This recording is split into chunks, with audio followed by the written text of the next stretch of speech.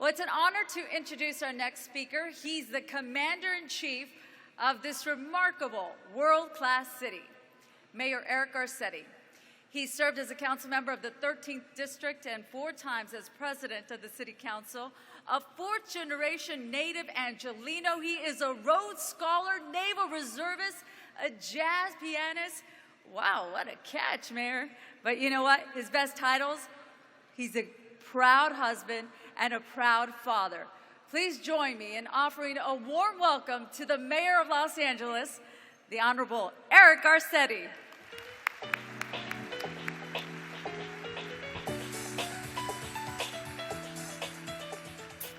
Thank you so much, Michelle, and welcome. I first want to thank Archbishop Gomez for being here, for Congressman Luis Gutierrez, for all the political and community leaders, the faith community, and all of you who have joined us here today.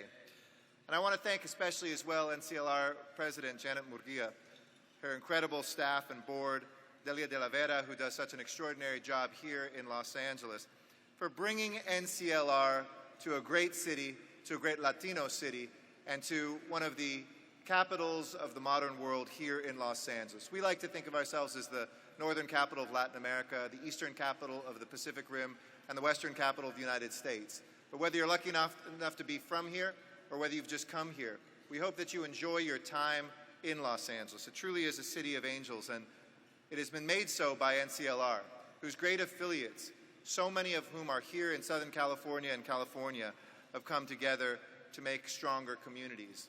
And to our sponsors as well, I want to thank you for supporting an incredible organization and an extraordinary network.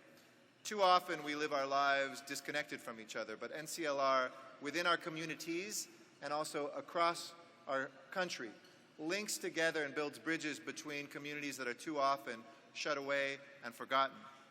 As a mayor, as a Latino, as your friend, it is with honor and pride that I say today, bienvenidos al pueblo de Los Angeles, de El Río de Porciúncula. Actually, our full name is El Pueblo de Nuestra Señora la Reina de Los Angeles del Río de Porciúncula, but we kind of shortened that to Los Angeles a few hundred years ago.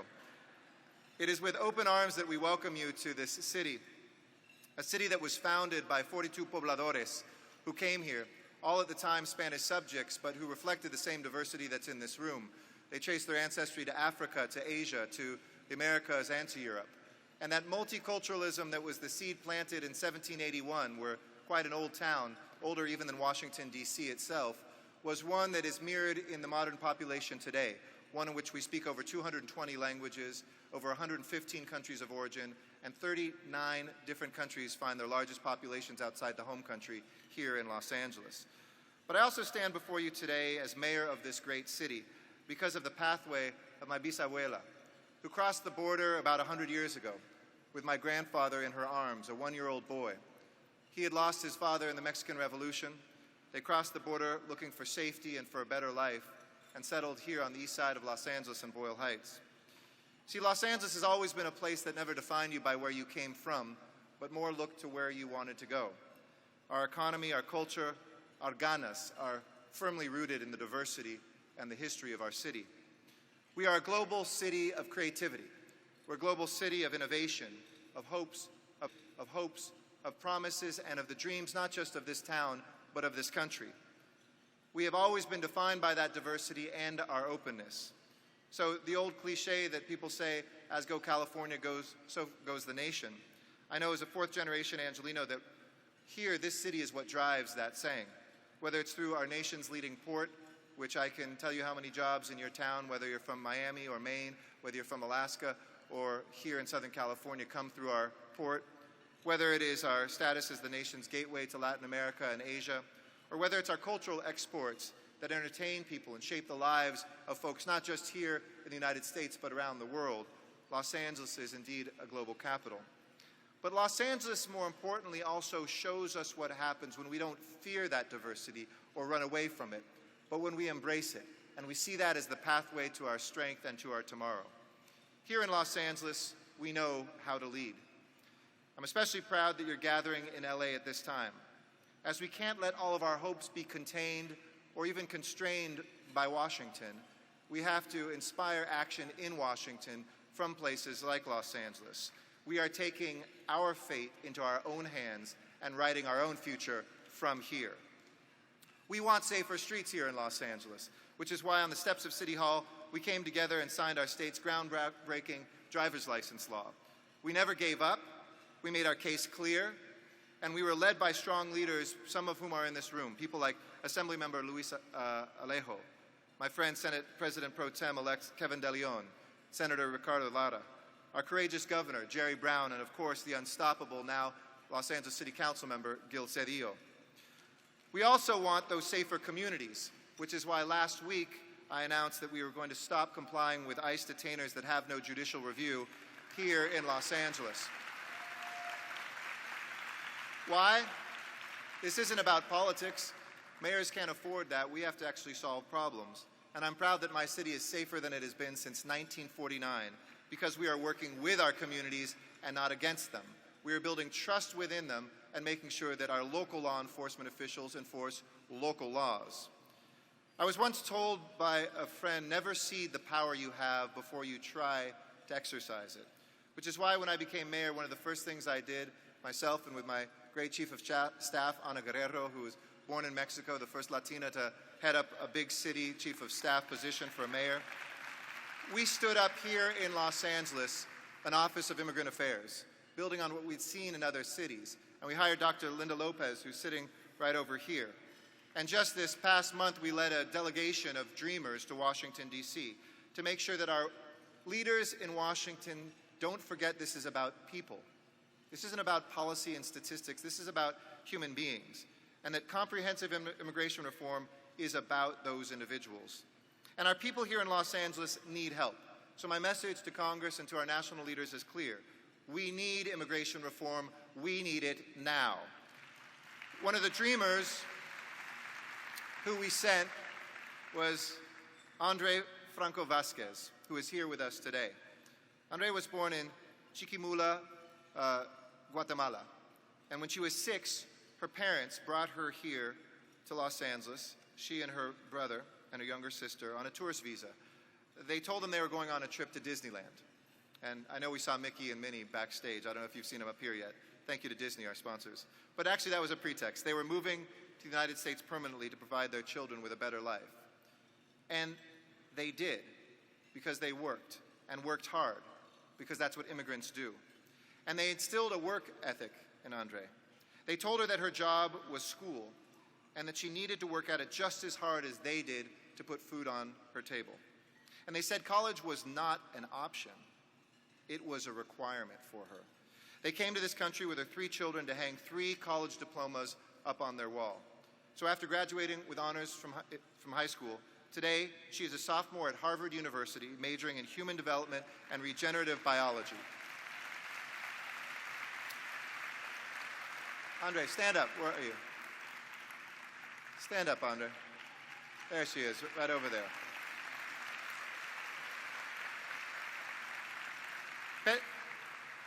Pedro Ramirez was also on that trip. I'm proud that he's working right now at City Hall as an aide to mi compadre, Gil Cedillo.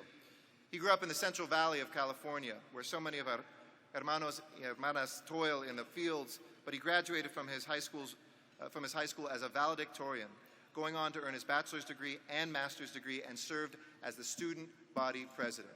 You see, our dreamers are not just dreamers, they're leaders. Let's give him a round of applause, too. I know that he's here. Why don't you stand up so we can thank you. You see, dreamers are people like Andre and Pedro, but also like Salvador. Salvador, who was brought across the border, but he earned his citizenship after serving in the United States Army. He was able to learn a trade. He became a barber, saved with his wife Juanita pennies until he could open up his own barber shop and own his own business, his slice of the American dream. Actually, Salvador's not with us anymore, but I think of him every day because he was my grandfather. And I stand here before as his grandson, the 42nd mayor of this great American city, because of the dreams that he planted, the dreams that he gave to my father and my aunt, the hard work that he and my grandmother put forward, And every single day when I go to work, I think of them, and I think of the other Salvadors that are out there, Juanitas, who are just struggling to make sure that the American dream is equal for everyone. Everybody has to run the race of life. We can't do that for anyone. But when you start 40 yards behind, it's not a fair run. When I hire a dreamer to work as a receptionist in my office, or when we have an immigrant from Mexico serving as my chief of staff, we pave the way forward for the next. And when we pass comprehensive immigration reform, my friends, we will pave the way for so many people who have real contributions to make to our society, to our culture, and our economy. So in the meantime, here in Los Angeles, we are pushing ahead with our Office of Immigrant Affairs, developing programs to engage our immigrants in our civic life, and making sure City Hall works for all Angelenos. In addition to the important policy changes that we push for, this is about serving constituents. And this office is strong enough now that we're working with the Federal Department of Health and Human Services to address the humanitarian crisis on our border. This is a children's crisis, and we have to ask ourselves who we are as Americans at moments like this. When we see hateful images, as parents, do we respond to children who we see with fear in their eyes, who are doing the most elemental thing that any of us would do, trying to find their parents? We have to make sure that as too many of our leaders at the local, state, and even national levels are failing to find their hearts, that we remind them that we are all in this together. As a mayor of a great Latino city, and as a father, I simply won't accept it. So LA has swung into action, with our Mayor's Office of Immigrant Affairs connecting the Department of Health and Human Services with many groups, probably some of whom are here today, local service providers who know how to care for these kids, who can get them the legal representation that they're entitled to. But a complete solution needs to come from Washington. They are the image of what's broken.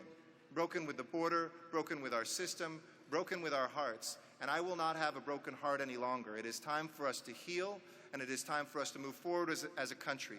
It is a time for us to claim what our history has been about and what our future must be. We urge Congress to pass the legislation needed to care for these kids right now.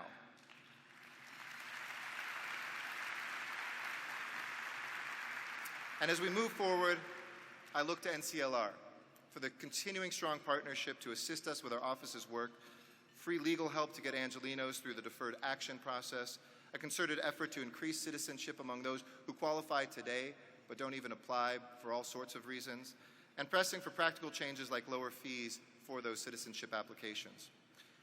Before I go, I want to say our work wouldn't be possible without you, Janet, and NCLR. We literally couldn't do the work that we are doing were it not for this network.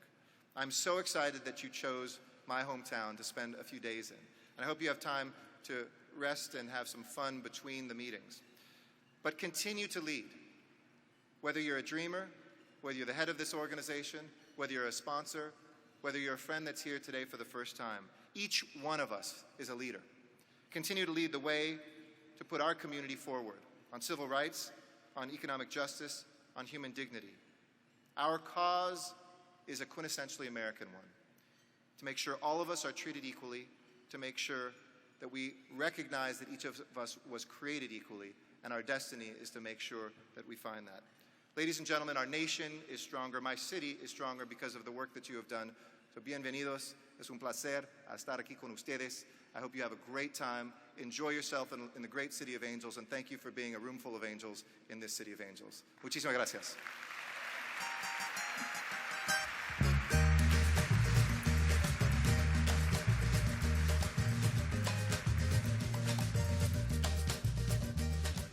Thank you, Mayor Garcetti, the quintessential Angeleno with Mexican and Jewish roots.